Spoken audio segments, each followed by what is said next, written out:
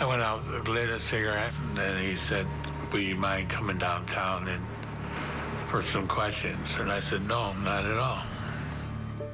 20 hours after finding the body of Rose Torres, Meredith is brought to police headquarters for questioning. Detective Bruce McDermott conducted the interview. What the hell am I doing here? Well, we need to talk to you, okay? What happened last night? I went over to Debbie's on my bike, and then asked her to let me use the van to go make a beer run. And that's what I did. That's what I was doing. Meredith admits to driving the van through the alley where Rose was killed. When I stopped in the alley, there was two guys. They were in the alley, and I stopped. Why? There's this gal laying there, right next to the dumpster. And then I told him there was blood in the dumpster. How did you know there was blood in the dumpster? Because I was right there. Bart. I messed with that evidence. What did I do? Okay. What did I do? You stabbed a woman. I stabbed a woman? Yeah. Hey, Gene. Gene. No, I didn't stab no woman.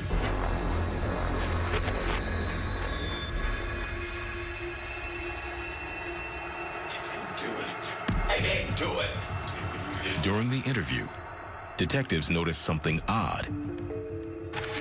Meredith often turns to his right, as if he was addressing someone standing next to him. It was very apparent to both Detective Belusky and I that he felt he had another persona in his head. He would always look up and to the right when he would reference this other side of himself. They had learned from his girlfriend, Debbie, that Meredith suffered from auditory hallucinations. He hears voices, and sometimes one of the voices takes over his personality. He defined him as rage and anger. Who am I talking to? Am I talking to Gene or him now? It's full of rage. It's full of anger. Easy. It's full of rage and anger. All right, okay. Okay. Okay.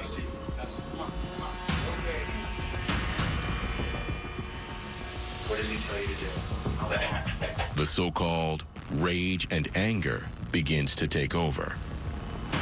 His affect would change that you knew which person you were talking to. He would look at you, his eyes were piercing, his teeth would jut out. Tone of his voice, his inflection would change. He's coming. Gravelly voiced, just evil persona. You don't have nothing. You don't have no murder weapon. You have nothing. You have nothing.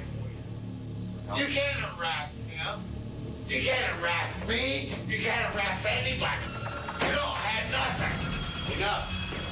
I want Gene back. No, I'll give you Gene back when I'm ready.